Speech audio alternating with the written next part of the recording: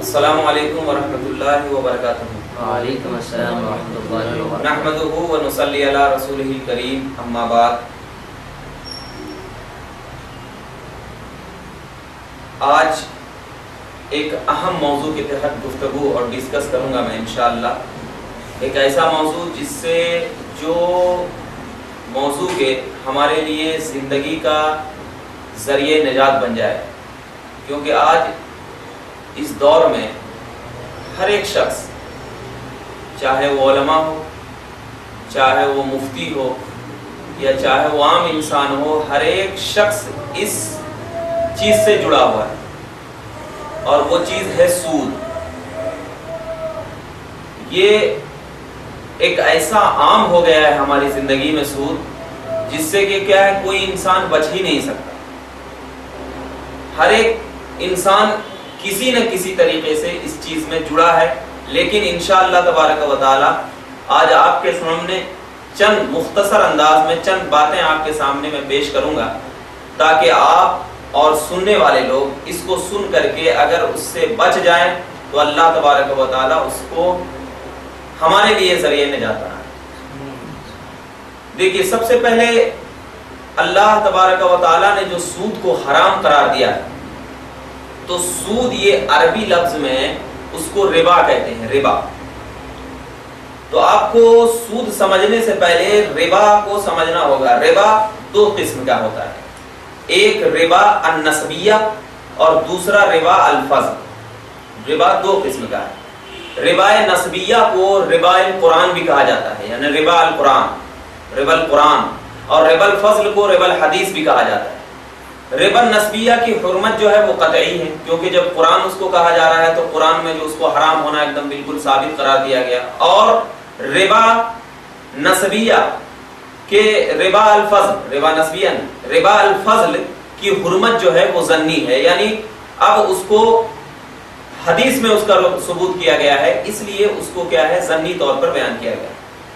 زمانے جاہلیت میں جو تھی بات، یعنی پہلے زمانے میں کفاران قریش میں دونوں قسم کے سود کیا ہے، رائج تھے، بالکل عام تھے۔ ہر قسم کے سود، یعنی جس کو کیا ہے، سود مفرد اور سود مرکب بھی کہا گیا، اور قرآن کریم نے چاہے وہ ربا فضل ہو یا ربا نسبیہ ہو، دونوں قسم کے سود کو حرام قرار دیا گیا ہے۔ جیسے کہ جب میں نے جو کہا کہ ربا نسبیہ ہو یا ربا الفضل ہو، اس قسم کے سود کیا ہے، ہمارے لیے حرام ہے۔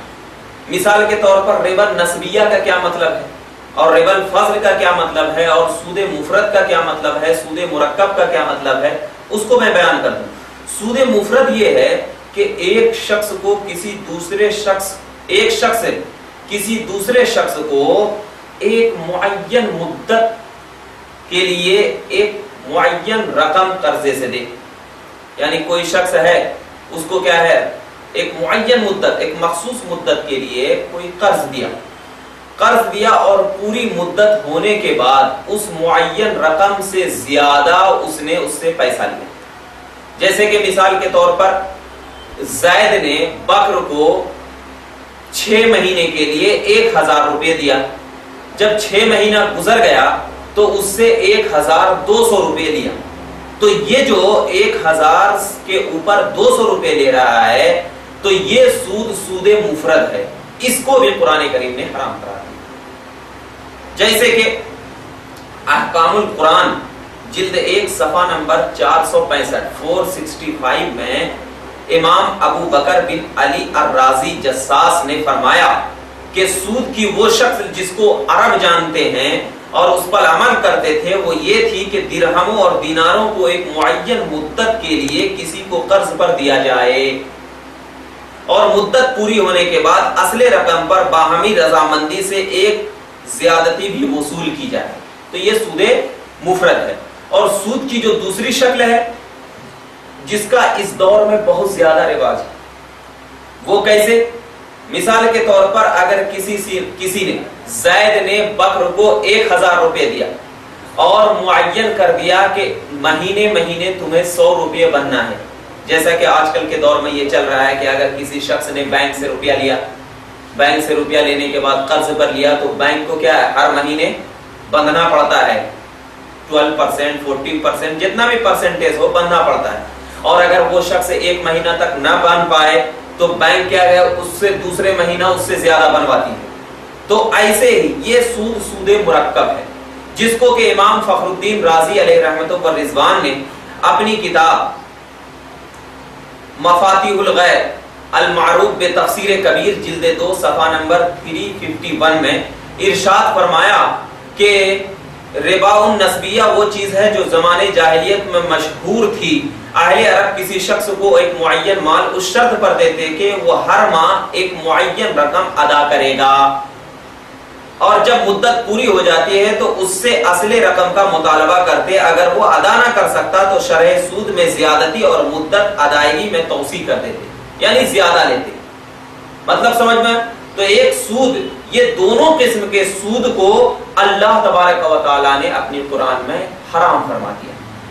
جیسے کہ اللہ کا قرآن سورہ بقرہ آیت نمبر 278 میں اللہ تبارک و تعالی ارشاد فرماتا ہے یا ایھا الذین آمنوا اتقوا اللہ وذروا ما بقی من الربا ان کنتم مؤمنین. اللہ فرماتا ہے اے ایمان والو اللہ سے ڈرو اور سود کی باقی ماندہ رقم چھوڑ دو اگر تم واقعی ایماندار ہو. یہ سود کی پہلی قسم ہے، یعنی 1 مہینے مدت کے بعد اگر کسی سے 200 روپے یا 500 روپے زیادہ کر کے لے لیا تو یہ کیا ہے؟ حرام ہے. یہ سود کی پہلی قسم یعنی سود مفرد. اب سود کی دوسری قسم کے بارے میں اللہ تبارک و تعالی فرماتا ہے یا ایھا الذین آمنوا لا تاکلوا الربا اضعافا مضاعفۃ. مطلب یہ ہے سورہ آل عمران آیت نمبر 130. اللہ فرماتا ہے اے ایمان والو سود کو دوہرا چوہرا کر کے نہ کھاؤ. یعنی کیا ہے دوہرا چوہرا کر کے نہ کھاؤ کا مطلب یہ ہے کہ اپنے بھائیوں سے ہر مہینہ کچھ اضافی پیسہ جو تم نے قرض دیا ہے اس بھائی کو، اس سے کیا ہے اضافی پیسہ مت لو، کیونکہ یہ اضافی پیسہ تمہارے پیٹ میں آگ کے فوارے بن کر رہیں گے. آگ کے کیا رہیں گے؟ فوارے بن کر رہیں گے. تو اللہ تبارک و تعالی نے اس سود کی دونوں قسم کو کیا کر دیا ہے؟ حرام قرار دیا ہے. تو یہ سود ربا النسبیہ یعنی قرآن سے جو سود ہے یہ حرام ہے. اور دوسری قسم جو میں نے بتایا تھا سود کی کون سی؟ ربا الفضل، جس کی حرمت حدیث پاک میں اللہ کے رسول صلی اللہ علیہ وسلم نے ارشاد فرمایا. صحیح مسلم جلد 2 صفحہ نمبر 25 میں حضرت عبادہ بن صامت رضی اللہ تعالیٰ عنہ سے روایت ہے کہ حضرت عبادہ بن صامت رضی اللہ تعالیٰ عنہ نے بیان کرتے ہیں کہ رسول اللہ صلی اللہ علیہ وسلم نے فرمایا کہ سونے کو سونے کے بدلے، چاندی کو چاندی کے بدلے، گیہوں کو گیہوں کے بدلے، جو کو جو کے بدلے، کھجور کو کھجور کے بدلے، نمک کو نمک کے بدلے فروخت کرو، بیچو. کیسے؟ دست بدست، برابر برابر. اور جب یہ اقسام آپس میں مختلف ہو جائے یعنی یہ قسمیں آپس میں بدل جائیں تو جس طرح چاہے فروخت کرو، بشرطے کہ دست بدست بیع ہو، سود نہ ہو.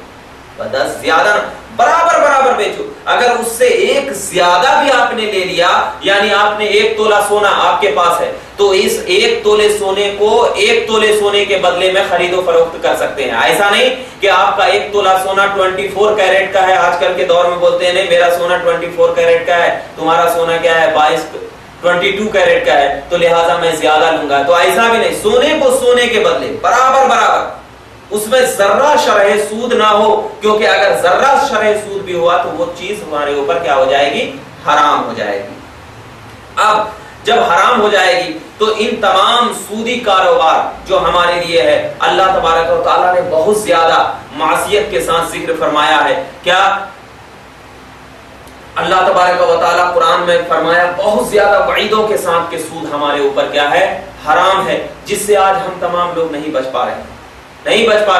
اللہ فرماتا ہے میں نے جو بتایا کہ سورہ بقرہ آیت نمبر 278 279 میں کیا یا ایھا الذین آمنوا اتقوا اللہ وذروا ما بقی من الربا ان کنتم مؤمنین فإن لم تفعلوا فاذنوا بحرب من اللہ ورسولہ. اللہ فرماتا ہے اے ایمان والو اللہ سے ڈرو اور باقی ماندہ سود چھوڑ دو اگر تم سچے مسلمان ہو. اور اگر تم نے ایسا نہ کیا، اللہ یہ بھی فرما رہا اگر تم نے ایسا نہ کیا تو اللہ اس کے رسول کی طرف سے اعلان جنگ قبول کر لو. اللہ اس کے رسول کی طرف سے اعلان جنگ قبول کر لو. اور دوسری جگہ اللہ فرماتا ہے سورہ بقرہ آیت نمبر 275 کہ فمن جاء موعظة من ربه فانتهى فله ما سلف وامره الى الله ومن عاد فاولئك اصحاب النار هم فيها خالدون. اللہ فرماتا ہے جس شخص کے پاس اس کے رب کی طرف سے نصیحت پہنچ گئی اور وہ سودی کاروبار سے رک گیا تو اس کے گزشتہ معاملات معاف ہوں گے اور اس کا حساب اللہ کی طرف سپرد کر دیا گیا ہے. اور جس شخص نے پھر دوبارہ سودی کاروبار کیا وہ جہنمیوں میں سے ہے جس میں وہ ہمیشہ رہے گا. اب یہ آیت میں تو یہ بات ثابت ہو رہی ہے کہ یعنی اگر سودی کاروبار کرنے والا رک گیا سودی کاروبار سے اور پھر دوبارہ نہیں کیا تو اس کے سودی کاروبار معاف ہوں گے. لیکن علماء کرام اس پر فرماتے ہیں کہ جب تک وہ اللہ کی بارگاہ میں اعلانیہ توبہ نہ کر لے اور اس توبہ کی وجہ سے اس سودی کاروبار سے نہ رک جائے تو اب وہ جب تک توبہ نہیں کرے گا تب تک وہ اس کے ذمے میں گنہگار رہے گا. اب دیکھیے اس میں تو اللہ تبارک و تعالیٰ نے تمام سودی کاروبار کرنے والے کو لیے حرام قرار دیا ہے کہ سود چاہے وہ کسی بھی طریقے کا ہو اس میں کوئی شرط نہیں ہے, بالکل مطلق ہے. اور اللہ تبارک و تعالیٰ نے فرمایا قرآن میں اللہ تبارک و تعالیٰ نے فرمایا کہ احل اللہ البیع وحرم الربا, اللہ نے بیع یعنی خرید و فروخت کو حلال فرمایا ہے اور سود کو حرام فرمایا ہے. یہ بھی آیت کریمہ کیا ہے, ایک دم بالکل مطلق ہے. اور یہ قاعدہ ہے اصول فقہ کا کہ جب کوئی آیت کریمہ مطلق ہو تو اس کا اطلاق ایک دم بالکل واضح طور پر بیان کیا جاتا ہے, اس میں کسی مقید کے ذریعے قید نہیں کیا جا سکتا. اور جب یہ آیت کریمہ مطلق ہے تو لہٰذا اس مطلق آیت کریمہ کو کسی قید کے ذریعے اس پر مقید نہیں کیا جا سکتا. اب یہ نہیں کہا جا سکتا کہ سود اگر کافروں سے ہے تو حلال ہو جائے, سود اگر کتابیوں سے ہے تو حلال ہو جائے, سود اگر دارالحرب میں ہے تو حلال ہو جائے. ایسا نہیں. جب آیت کریمہ کلام مقدس میں اللہ تبارک و تعالیٰ نے مطلق بیان کر دیا تو اب اس کو مطلق کو اس کے اطلاق پہ رہنے دو. اب اس میں اپنی طرف سے کوئی زیادتی اور کوئی کمی کرنے کی تمہاری کوئی گنجائش باقی ہی نہیں رہتی. اور اگر باقی تم مان رہے ہو کہ آیت کریمہ ہے کہ اس پر اللہ تبارک و تعالیٰ کے رسول صلی اللہ علیہ وسلم نے بیان فرمایا ہے کہ اگر ہمارے لیے جائز ہوتا تو اللہ تبارک و تعالیٰ کے رسول بھی ہمارے لیے اس کو جائز فرما دیتے. حالانکہ جب ہم حدیث پاک کو دیکھتے ہیں مسلم شریف میں تو اللہ کے رسول صلی اللہ علیہ وسلم نے کوئی جائز قرار نہیں دیا ہے. جیسا کہ اللہ تبارک و تعالیٰ کے رسول صلی اللہ علیہ وسلم ارشاد فرماتے ہیں کیا حدیث پاک حدیث مسلم شریف حدیث نمبر 3969 حضرت ابو ہریرہ اور حضرت ابو سعید خدری رضی اللہ تعالی عنہما بیان کرتے ہیں کہ رسول صلی اللہ علیہ وسلم بنو عدی انصاری کے ایک شخص کو خیبر کا عامل بنا کر بھیجا اور وہ عمدہ کھجوریں لے کر آیا. وہ کون سے کھجور لے کر آیا؟ عمدہ اچھے کھجور لے کر آیا. رسول صلی اللہ علیہ وسلم نے اس سے پوچھا کیا خیبر کی تمام کھجوریں ایسی ہی ہیں؟ اس نے کہا نہیں یا رسول اللہ, بخدا ہم 2 سا ردی کھجوریں دے کر 1 سا عمدہ کھجوریں خریدتے ہیں. یعنی 2 سا یعنی 2 سیر ردی کھجور کسی کو دے دیے اور اس کے پاس اچھے کھجور تھے تو ہم نے اس کے بدلے میں 1 سا اچھے کھجور کیا کر لیے, لے لیے. رسول صلی اللہ علیہ وسلم نے فرمایا اس طرح نہ کرو. رسول نے کیا فرمایا؟ اس طرح نہ کرو, لیکن برابر کی بیع کرو, برابر کی بیع کرو یا اس کو فروخت کر دو. اگر صورت ہے تو اس کو کیا کر دو, بیچ دو اور اس کی قیمت سے اس کو خریدو. اسی طرح تول میں بھی برابری کر لو. یعنی اب دیکھیے اس حدیث سے کیا ثابت ہو رہا ہے؟ اس حدیث سے تو یہی ثابت ہو رہا ہے کہ حالانکہ ان کے پاس ردی کھجور تھی لیکن کیا ہے 2 سا ردی کھجور کے بدلے 1 سا اچھی کھجور بھی نہیں لے سکتے. کیوں؟ اس لیے کہ یہ کیا ہے, زیادتی ہو جائے گی. اگر زیادتی ہو جائے گی تو یہی تو سود ہے. تو رسول صلی اللہ علیہ وسلم اگر سود کو حلال قرار دیتے تو پھر منع کیوں کیوں فرماتے؟ تو رسول صلی اللہ علیہ وسلم کا منع کرنا اس بات پر دلیل ہے کہ سود کسی بھی طریقے سے ہو جائز نہیں، کسی بھی طریقے سے ہو جائز نہیں ہے۔ اور دوسری روایت میں اللہ کے رسول صلی اللہ علیہ وسلم نے ارشاد فرمایا کہ حضرت ابو سعید خدری، حدیث نمبر 3973، حضرت ابو سعید خدری رضی اللہ تعالیٰ عنہ بیان کرتے ہیں کہ رسول صلی اللہ علیہ وسلم کے زمانے میں ہمیں کھجوریں دی جاتی تھی، وہ کھجوریں ایک ملی جلی یعنی ردی قسم کی تھی، ہم اس کے 2 سا کو 1 سا کے بدلے میں بیچ دیتے تھے۔ تو رسول صلی اللہ علیہ وسلم کو یہ خبر پہنچی تو آپ نے فرمایا 2 سا کھجوروں کو 1 سا کھجوروں کے عوض یعنی بدلے میں مت فروخت کرو، اور نہ 2 سا گندم کو 1 سا گندم کے بدلے میں بیچو، ہم نہ 1 درہم کو 2 درہموں کے بدلے میں بیچو۔ کیوں؟ اس لیے کہ یہ 2 سا درہم کیا ہے؟ بالکل سود ہے، اور سود کو اللہ کے رسول صلی اللہ علیہ وسلم نے حرام قرار دیا ہے، سود کو اللہ کے رسول صلی اللہ علیہ وسلم نے حرام قرار دیا ہے، تو لہٰذا سود کسی طریقے میں جائز نہیں ہوگی۔ اور ایک حدیث میں مسلم شریف کی ہے 3981 میں، کیا حضرت جابر رضی اللہ تعالیٰ عنہ بیان کرتے ہیں کہ رسول صلی اللہ علیہ وسلم نے سود کھانے والے پر، سود کھلانے والے پر، سود لکھنے والے، سود کی گواہی دینے والوں پر لعنت فرما دی، اور فرمایا یہ سب برابر ہیں، یہ سب کیا ہیں؟ برابر ہیں۔ اب ذرا بتائیے کہ جب یہ سب برابر ہیں تو نبی پاک صلی اللہ علیہ وسلم لکھنے والے، کھانے والے، کھلانے والے، گواہی دینے والے، یہ تمام چیزوں پر کیا فرمایا؟ لعنت فرمایا۔ یہ نہیں فرمایا اللہ کے رسول نے کہ اگر سودی کاروبار کافروں کے ساتھ کر رہا ہے تو بالکل صحیح ہے، بالکل صحیح ہے۔ تو لہذا ہم تمام کو بالکل سود سے، جو کہ مسلم شریف میں حدیث پاک میں اللہ کے رسول صلی اللہ علیہ وسلم نے ہمیں بتایا ہو، اور اللہ کے رسول صلی اللہ علیہ وسلم، اور یہ سب بالکل صحیح احادیثیں ہیں، اس میں کوئی کیا ہے؟ ذوق کا قابل قبول ہے ہی نہیں ہے۔ تو لہذا ہم تمام کو یہ یقین رکھنا چاہیے کہ ہم تمام کو سود سے بچنا چاہیے، کیونکہ سود ایک ایسی بیماری ہے جو ہم تمام کو اگر لگ گئی تو ہم تمام جہنم کے راستے میں پہنچ جائیں گے۔ تو لہٰذا ہم تمام کو اب سود سے بچنا چاہیے، اور سودی کاروبار سے اس طریقے سے بچنا چاہیے جیسے کہ ہم کیا ہیں؟ بالکل اس سے جدا ہیں۔ آج ہمارا معاشرہ بالکل ان سودی کاروبار سے نہیں بلکہ سود میں پھنسا ہوا ہے، اور سود لین دین کر رہا ہے، اور بعض لوگ تو یہ خیال کرتے ہیں کہ کافروں سے سود لینا بالکل جائز ہے، بعض لوگ یہ خیال کر رہے ہیں کہ کافروں سے سود لینا بالکل جائز ہے، میں اس پہ ابھی بحث کروں گا۔ اور وہ یہ کہتے ہیں کہ نبی پاک صلی اللہ علیہ وسلم نے فرمایا لا ربا بین المسلم والحربی، کہ مسلمان اور حربی کے درمیان سود نہیں ہے، یہ ارشاد فرمایا۔ تو اگرچہ یہ حدیث، سب سے پہلے تو یہ حدیث کیا ہے؟ ضعیف ہے، یہ ذہن میں رکھنا چاہیے، میں اس پہ ابھی بحث کروں گا۔ اور یہ آپ کو یہ دارالحرب جو ہے، ایک ہوتا ہے دارالحرب اور ایک ہوتا ہے دارالاسلام۔ دارالحرب یہ ہے کہ جس میں انسان اپنی زندگی کو صحیح طریقے سے گزار نہ سکے بلکہ غلامی کی زندگی گزارے، وہ دارالحرب ہے۔ اور دارالاسلام جو عام طور پر میں تعریف کر رہا ہوں وہ یہ کہ انسان اپنے معاملات، اپنی ضروریات اور اپنی زندگی کو اچھے طور پر گزار سکے، اور اس میں کسی کا کوئی دخل اور عمل نہ ہو بلکہ کیا ہے؟ اپنی زندگی کو گزار رہا ہو، تو وہ دارالاسلام۔ لیکن اب میں آپ کو علامہ ابن قدامہ حنبلی لکھتے ہیں کہ دارالحرب میں سود اس طرح حرام ہے جس طرح دارالاسلام میں سود حرام ہے، یہ تو صاف لکھ رہے ہیں۔ اور امام احمد، امام مالک، امام اوزاعی، امام ابو یوسف اور امام شافعی اور امام اسحاق کا بھی یہی مذہب ہے کہ جس طرح دارالاسلام میں سود حرام ہے اسی طرح دارالحرم میں بھی سود حرام ہے، لین دین حرام ہے، یہی مذہب۔ امام اعظم ابو حنیفہ رضی اللہ تعالیٰ عنہ نے کہا ہے کہ مسلمان اور حربی کے درمیان دارالحرم میں ربا جاری نہیں ہوگا، ربا جاری نہیں ہوگا۔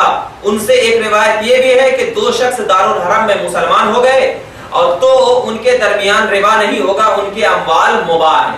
یہ نہیں فرمایا امام اعظم نے کہ سود ہی حلال ہو، جاری نہیں ہوگا۔ تو جاری ہونے میں اور حلال ہونے میں دونوں الگ الگ صورت ہے، دونوں الگ الگ صورت ہے، لہذا اب جاری ہونے میں اور عمل ہونے میں دونوں الگ الگ صورت ہے، تو لہذا اس صورت میں کیا ہے؟ ربا بالکل حرام ہے۔ اور لکھتے ہیں کیا علامہ ابو محمد عبداللہ بن احمد قزامہ حنبلی متوفی 62 ہجری المغنی جلد 4 صفحہ نمبر 47 میں کیا لکھتے ہیں کہ ہماری دلیل یہ ہے کہ اللہ نے فرمایا کہ حرم الربا. اللہ نے کیا فرمایا؟ حرم الربا، یعنی اللہ نے سود کو حرام فرمایا. اور اللہ نے فرمایا الذین یاکلون الربا لا یقومون الا کما یقوم الذین یتخبطہ الشیطان من المس. سورہ بقرہ آیت نمبر 275. یعنی جو لوگ سود کھاتے ہیں، اللہ کیا فرماتا ہے؟ جو لوگ سود کھاتے ہیں وہ قیامت کے دن نہ کھڑے ہوں گے مگر جیسے کھڑا ہوتا ہے وہ شخص جسے شیطان نے مخبوط الحواس کر دیا ہو، یعنی اس کے حواس کو گم کر دیا ہو، ویسے کھڑے ہوں گے. اور اللہ تعالیٰ ارشاد فرماتا ہے یا ایھا الذین آمنوا اتقوا اللہ وذروا ما بقی من الربا. سورہ بقرہ آیت نمبر 278. اے ایمان والو اللہ سے ڈرو اور باقی ماندہ سود چھوڑ دو. اور احادیث میں عام طور پر یہ بات آئی ہے کہ اللہ تبارک و تعالیٰ کے مقدس نبی صلی اللہ علیہ وسلم نے سود کو بالکل حرام قرار دیا ہے. تو لہٰذا جب سود کو حرام قرار دیا ہے تو آیت کریمہ جو سود کے حرام ہونے پر بالکل دلیل ہے اور احادیث مشہورہ جو کہ مشہور حدیث ہے اور اس میں بھی سود کو حرام قرار دیا ہے، تو اب ان دونوں آیت کریمہ اور احادیث مبارکہ کی بنیاد پر اب یہ نہیں کہا جا سکتا کہ دار الحرب ہو یا دار الاسلام ہو، اس صورت میں سود کو جائز قرار دے دیا جائے اور کافروں کے ساتھ جائز قرار دیا جائے. اور رہا وہ حدیث جس کو کہ سودی کاروبار کرنے والے اور سود کو حلال قرار دینے والے علماء فضلا اور مفتی جو کہتے ہیں کہ ان کی جو دلیل ہے لا ربا بین المسلم والحربی، تو وہ جو دلیل پیش کر رہے ہیں کہ حربی اور مسلمان کے درمیان سود نہیں ہے، تو اب اس دلیل کے سلسلے میں میں کچھ فنی جو اس حدیث کی بارے میں ہے کہ علامہ ائمہ ثلاثہ یعنی امام اعظم امام ابی یوسف نے کہا کہ مقبول کی وہ روایت جو ہے اول تو بات ثابت ہی نہیں ہے. وہ روایت امام ابی یوسف یہ فرماتے ہیں اپنی کتاب میں کہ پہلی تو یہ بات ذہن نشین رکھیے کہ وہ روایت یعنی لا ربا بین المسلم والحربی کی جو روایت ہمارے درمیان سودی کاروبار والے اور سود کو حرام قرار دینے والے پیش کرتے ہیں، امام یوسف فرما رہے ہیں کہ وہ روایت ثابت ہی نہیں ہے، جس کو کہ علامہ کمال الدین ابن حمام نے اپنی کتاب فتح القدیر جلد 6 صفحہ نمبر 178 میں بیان فرمایا ہے کیا کہ امام شافعی فرماتے ہیں کہ وہ روایت ثابت ہی نہیں ہے اور ائمہ ثلاثہ کا بھی یہی قول ہے. اور اگر ثابت مان لیا جائے، پہلی بات تو ہم مانیں گے نہیں کہ ثابت ہے، لیکن کہا کہ اگر ثابت مان لیا جائے تو اس میں قرآن مجید اور احادیث صحیحہ مشہورہ سے ٹکراؤ ہو رہا ہے. کیا ہو رہا ہے؟ ٹکراؤ ہو رہا ہے. اور جب ٹکراؤ ہو رہا ہے تو یہ روایت اتنی صلاحیت کے قابل نہیں ہے کہ کلام اللہ کے مقابلے میں اس روایت کو پیش کیا جائے یا احادیث مشہورہ کے مقابلے میں پیش کیا جائے. علامہ ابن حمام نے جب دیا یہ روایت پیش کیا جائے تو لہذا اب ہم کو ماننا پڑے گا کہ احادیث مشہورہ اور کلام اللہ کی آیت کریمہ کے مقابلے میں اس آیت کو اس حدیث کو پیش کرنا سراسر جہالت کی بنیادی دلیل ہے. اب وہی لوگ پیش کر سکتا ہے جو کہ بالکل جہالت کا مادہ ہو، کیونکہ ان کو سمجھنا چاہیے کہ جب آیت کریمہ کلام اللہ کی مطلق بیان کر دی گئی ہے اور یہ مطلق جو ہے اپنے اطلاق پر جاری ہوتا ہے، تو مقبول کی یہ ضعیف روایت کی بنیاد پر ہمیں یہ کہنا کہ یہ سود کافر اور مسلم کے درمیان جائز ہو جائے یہ درست نہیں ہے. ہاں جو یہ روایت پیش کرتے ہیں کہ امام اعظم نے جائز قرار دیا ہے، تو اس کی بھی میں دلیل دوں گا کہ امام اعظم نے جو جائز قرار دیا ہے تو اس کے جواز کی دلیل علامہ سرخسی بیان فرماتے ہیں جو کہ ان کے شاگرد ہیں. پہلے ان پر یہ کر دیا جائے کہ اگر واقعی مان لیا جائے سب سے پہلے کہ لا ربا بین المسلم والحربی، کہ مسلمان اور حربی کے درمیان یہ ربا نہیں ہے، تو اس کے چند جواب دیے گئے ہیں. کیا چند جواب یہ ہیں کہ سب سے پہلے کہ اس میں جو لا ربا بین المسلم والحربی میں جو لفظ لا ہے وہ نفی کا نہیں ہے بلکہ نہیں کا لا ہے. نہیں اور نفی دو طریقے کا ہوتا ہے. جیسے کہ دیکھیے اللہ تعالیٰ اس میں اس کا معنی یہ ہوگا جب نفی کا لا نہیں مانیں گے، کس کا مانیں گے؟ نہیں کا لا مانیں گے، تو معنی یہ ہوگا کہ مسلمان اور حربی کے درمیان سود کی ممانعت ہے۔ مسلمان اور حربی کے درمیان کیا ہو جائے گا؟ سود کی ممانعت ہے۔ جیسا کہ قرآن مجید میں اللہ تبارک و تعالی نے فرمایا ہے کہ لا رفث ولا فسوق ولا جدال فی الحج، یعنی مطلب یہ ہے کہ حج میں جماع کرنا، فسوق، لڑائی جھگڑا نہیں ہے۔ تو جس طرح یہاں پر نفی کا لا نہیں ہے بلکہ نہیں کا لا ہے، اسی طرح لا ربا بین المسلم والحربی میں نفی کا لا نہیں بلکہ نہیں کا لا ہے۔ تو اب معنی یہ ہوگا کہ مسلمان اور حربی کے درمیان سود ہے۔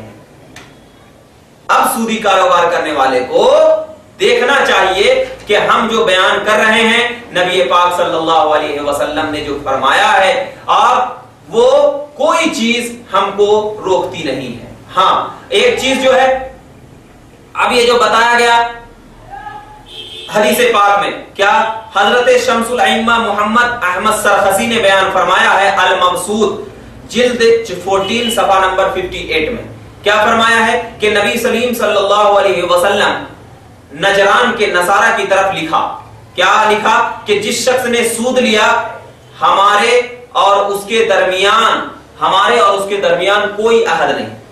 کیا فرمایا نبی نے؟ جس نے سود لیا تو ہمارے درمیان اور اس کے درمیان کیا ہے؟ کوئی عہد نہیں ہے۔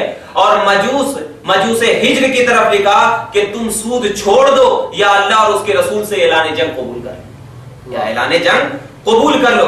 اب ذرا امام اعظم نے جو کہا ہے، کیا کہا ہے کہ دارالحرم میں مسلمان اور حربی کے درمیان ربا نہیں، جو دلیل عام طور پر علماء کرام پیش کرتے ہیں، تو اس دلیل کا تجزیہ میں کر رہا ہوں تاکہ ان علماء کو بھی معلوم ہو جائے کہ اس دلیل کا مطلب کیا ہے، تجزیہ کر رہا ہوں۔ تو ان کی بھی اس قول سے یہی مراد ہے کہ چونکہ دارالحرب مسلمانوں کی ولایت میں نہیں آتا، مسلمانوں کی ولایت میں نہیں آتا، اس لیے مسلمان حکام وہاں کسی مسلمان کے سود لینے پر اس سے مواخذہ نہیں کریں گے، صرف کیا کریں گے؟ مواخذہ نہیں کریں گے، وہ اس کا مالک ہو جائے گا، لیکن اس کا یہ فعل گناہ ہے، لیکن اس کا فعل یہ کیا ہے؟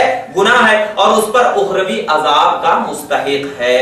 اس کی وضاحت علامہ سرخسی کی اس عبارت سے ہوتی ہے کہ علامہ سرخسی نے فرمایا، کیا اپنی کتاب المبسوط جلد 14 صفحہ نمبر 58 میں کیا فرماتے ہیں علامہ سرخسی؟ اور علامہ سرخسی کون ہے؟ علامہ سرخسی وہ ہیں جن کی متوفی 423 ہجری میں ہوئی، جو کہ شاگردوں میں آتے ہیں۔ فرماتے ہیں کہ امام اعظم فرماتے ہیں کہ دارالاسلام کی حفاظت میں آنے سے پہلے اسلام سے جو عصمت ثابت ہوتی ہے، اسلام سے جو عصمت پاک دامنی ثابت ہوتی ہے، وہ صرف امام کے حق میں ہے، وہ صرف امام کے حق میں ہے، احکام کے حق میں نہیں، احکام کے حق میں نہیں ہے۔ کیا تم نہیں دیکھتے کہ اگر ان دو مسلمانوں میں سے کوئی ایک دوسرے کا مال یا اس کی جان تلف کر دے، ختم کر دے، تو اس پر ضمان ہوگا، حالانکہ وہ اس فعل کی وجہ سے گنہگار ہوگا، اس فعل کی وجہ سے کیا ہوگا؟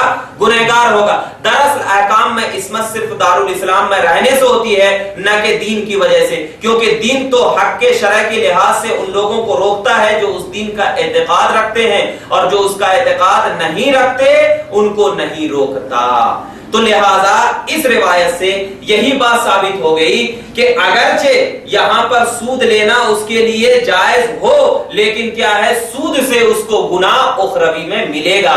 تو جواز جو ہو رہا ہے وہ دارالحرب کی وجہ سے ہو رہا ہے، تو مگر سود جو ہے وہ مطلقاً حرام ہے، کیونکہ اس کا گناہ آخرت میں ملے گا۔ تو امام اعظم کا یہ اصول ہے کہ اگر مسلمان دارالحرب میں کوئی عقد فاسد کر دے تو اس سے مالک تو ہو جائے گا، لیکن اس کا یہ فعل گناہ ہوگا۔ تو علامہ سرخسی اسی کو پیش کرتے ہوئے کہ اگر دو حربی مسلمان ہو جائیں اور دارالحرب سے ہجرت نہ کریں تو آپس میں سود کا معاملہ کریں تو اس کو مکروہ تحریمی قرار دیتا ہوں، لیکن یہ سود واپس نہیں کروں گا، اور یہی امام اعظم کا قول ہے۔ تو امام اعظم کے یہ قول کہ لا ربا بین المسلم والحربی، سب سے پہلے تو یہ ذہن رکھنا چاہیے کہ اس میں جو لا ہے وہ نفی کا نہیں بلکہ نہیں کا لا ہے، اور نہیں کے لا سے ثبوت ثابت ہوتا ہے، بلکہ جس طرح لا فسوق ولا جدال ہے، جو کلامullah میں فرمایا گیا ہے فی الحج، یہ جو فرمایا گیا تو یہاں پر بھی ویسے ہی فرمایا گیا ہے. تو اب یہ حدیث کی بنیاد پر اب یہ کہنا کہ مسلمان اور حربی کے درمیان سود ہے، تو سب سے پہلے تو یہ ذہن میں رکھنی چاہیے کہ یہ حدیث ضعیف ہے، اور یہ حدیث ضعیف ہے، اور حدیث ضعیف سے کوئی مسئلہ، وہ بھی حرام مسئلہ ثابت نہیں ہوتا ہے. اور سود کے تعلق سے تو بہت ساری ایسی آئی ہے کہ اللہ کے رسول نے فرمایا کہ جس نے کوئی سود کھایا اس نے جہنم کی آگ اپنے سینوں میں جمع کر لی. یہ بھی حدیث پاک میں آیا ہے. اور بہت ساری ایسی وعیدیں آئی ہیں جو کہ سود کے سلسلے میں ہے. اللہ کے رسول نے فرمایا کہ جس نے سود کھایا وہ جہنم کے نچلی وادیوں میں گر دیا جائے گا، اور اس کو اللہ تبارک و تعالی آگ کے گولے کھلائے گا، آگ کے گولے کھلائے گا. لہذا ہم تمام جو آج ہم بینک سے انٹرسٹ لیتے ہیں، بینک سے جو ہم سودی انٹرسٹ لے رہے ہیں، اور جیسے ہم بینک میں 50,000 روپے جمع کرتے ہیں اور اس سے کچھ فائدہ حاصل ہوتا ہے، تو بعض علماء یہ کہتے ہیں کہ سود تو ہے، سود تو ہے، لیکن کیا ہے اب وہ کیا کریں، اس سے لے کر کے آپ جو 14% ہو یا 50% ہو یا 12% ہو، کچھ بھی ہو، وہ لے کر لے لو آپ اور غریبوں میں بانٹ دو. حالانکہ یہ بھی حرام ہے میرے نزدیک یہ بھی حرام ہے. وہ کیسے؟ وہ اس طریقے سے کہ آپ جو لے رہے ہیں تو وہ سود کا پیسہ لے رہے ہیں. تو اگر آپ سود سمجھ کر نہیں لے رہے ہیں، سود سمجھ کر نہیں لے رہے ہیں، تو گویا کیا سمجھ کر لے رہے ہیں پھر وہ؟ اگر سود سمجھ کر نہیں لے رہے ہیں تو کیا بغیر آپ کے رکھے آپ زیادتی تو ہے نا آپ کے پیسے سے. تو اگر سود سمجھ کر کے نہیں لے رہے ہیں بلکہ وہ ایسے لے رہے ہیں کہ ہمارے پاس آئے گا تو دوسرے کو ہم غریب کو دے دیں گے تو مدد ہوگی، تو سودی پیسے سے مدد ہوگی نا. اور حرام چیز سے مدد کرنا ہی حرام ہے، حرام چیز سے مدد کرنا ہی حرام ہے. تو لہذا اب اگر سود سمجھ کر لے رہے ہیں تو گویا کہ وہ حرام فعل کو آپ جائز قرار دے رہے ہیں، تو دونوں صورت میں حرام ہے. تو آپ کا وہ پیسہ لو ہی نہیں، وہ لو ہی نہیں. اور یہ صورت کب ہوگی کہ آپ اپنا پیسہ بینک میں رکھو ہی، آپ اپنا پیسہ بینک میں رکھو ہی نہیں. آپ کے پاس اگر پیسہ ہے تو سب سے پہلے وہ سونا خرید لو، سونا گھر میں رکھو، کیونکہ سونے کی قیمت کیا ہے بینک سے زیادہ بڑھتی جائے. سونا خرید لو، کیونکہ اللہ کے رسول صلی اللہ علیہ وسلم نے فرمایا کہ آخری زمانے میں روپیہ وغیرہ کچھ بھی نہیں ہوں گے، صرف کیا ہوگا، سونے کے سکے چلیں گے، سونے کے سکے چلیں گے. تو آج ہمارے اوپر جو پیسوں کا بھوت چڑھا دیا گیا ہے، دراصل کیا ہے، اسلامی رواج سے ہمیں دور کرنا ہے. تو لہٰذا آپ لوگوں سے یہی ادباً گزارش ہے کہ لا ربا بین المسلم والحربی والی حدیث کی بنیاد پر مسلمان اور حربی کے درمیان جو سود کو جائز قرار دیا ہے جن لوگوں نے، آپ پہلے اس حدیث کی فنی حیثیت کو جانچیں اور دیکھیں کہ اس حدیث کی فنی حیثیت کیا ہے. تو ہمارے نزدیک تو کسی بھی صورت میں سود جائز نہیں ہے. جو شخص سودی کاروبار کرتا ہو اس کو چاہیے کہ وہ توبہ کرے. اور ہم تمام کو اللہ کی بارگاہ میں دعا ہے کہ پروردگار عالم ہم تمام کو سودی کاروبار سے محفوظ کرے اور بچائے. وآخر دعوانا الحمدللہ رب العالمین. السلام علیکم. وعلیکم السلام.